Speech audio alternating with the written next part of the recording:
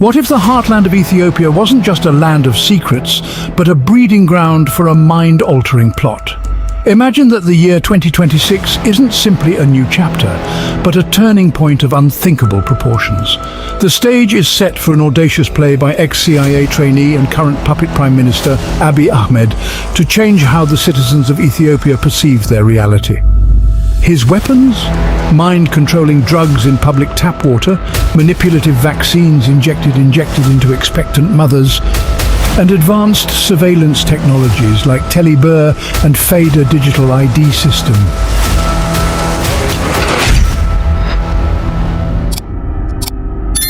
The puppet master, Abiy Ahmed, has a grand plan.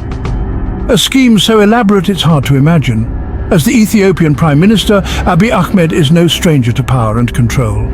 But what if I told you his ambitions go far beyond the usual realms of political influence?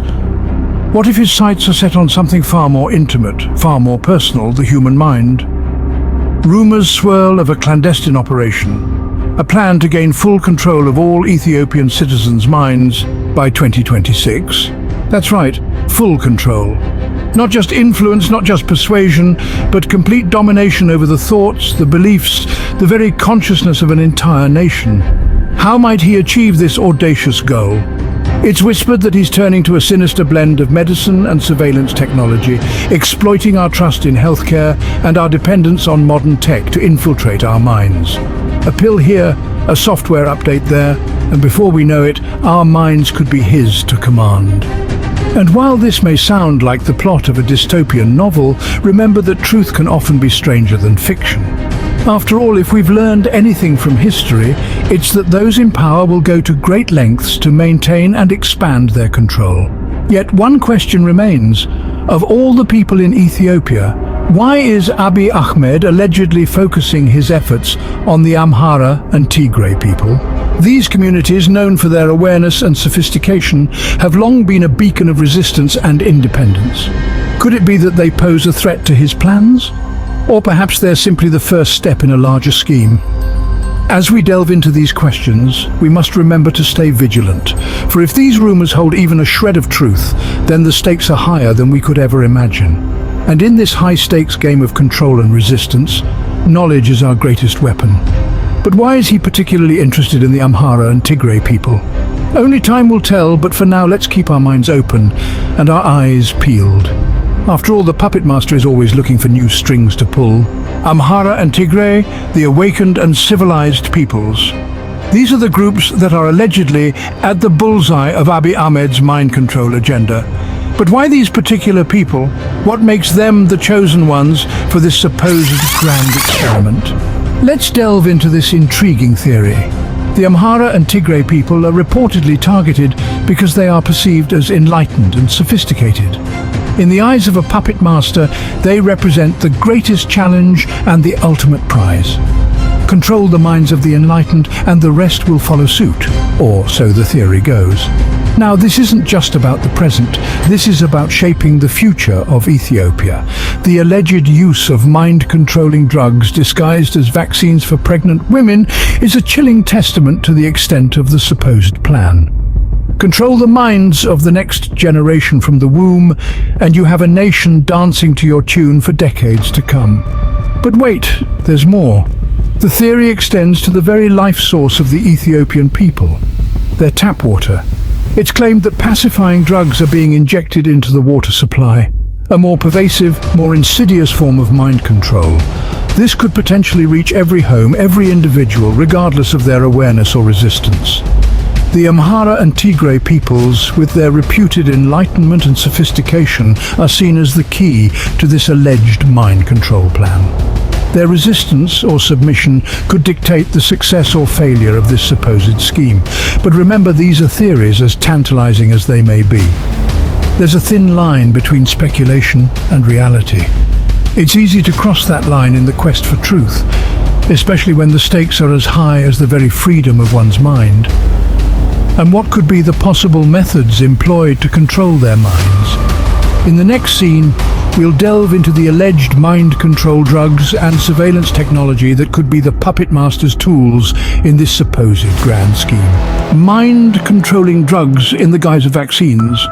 A chilling statement, isn't it? But let's explore this claim further. Allegedly, the Ethiopian leader, Abiy Ahmed, is using the cover of ordinary health practices to administer mind-controlling substances. Now, the idea of mind control has been a staple of science fiction for decades. But is it really science fiction, or is it perhaps science fact? According to the allegations, these substances are being disguised as vaccines, a common and widely accepted form of medication around the world. Vaccines are often administered with the noble intention of protecting the public from various diseases. But could they also serve a more sinister purpose? In Ethiopia, it's been suggested that these so-called vaccines are being given to pregnant women. The rationale behind this, it is claimed, is that the government is attempting to control the minds of the next generation of citizens, starting from the womb itself. It's a disturbing thought, isn't it? To think that before a child is even born, their mind could already be under the influence of these alleged mind-controlling substances. Let's pause for a moment to consider the implications of this. If these allegations are true, then it would mean that the Ethiopian government is planning, in a very calculated and premeditated way, to control the minds of its citizens. It's a strategy that seems almost too chilling to contemplate. But that's not the end of the story. What other possible strategies could the Ethiopian government be using? Could there be other means of control at play here? Stay tuned as we delve deeper into this intriguing and somewhat unsettling topic. Surveillance technology, the unseen eye. Now, let's delve into the realm of the unseen, the world of surveillance technology. Whispered among the corridors of conspiracy are claims that the Ethiopian government is deploying advanced surveillance technology. But why, you ask? The theories suggest it's being used as a form of mind control, a tool to manipulate the thoughts and actions of the populace. There's a saying that goes, "Knowledge is power." And what better way to gather knowledge than through surveillance technology? Imagine a world where every word you speak, every move you make, every thought you have is being monitored. This creates an environment of fear and paranoia, a perfect breeding ground for manipulation and control.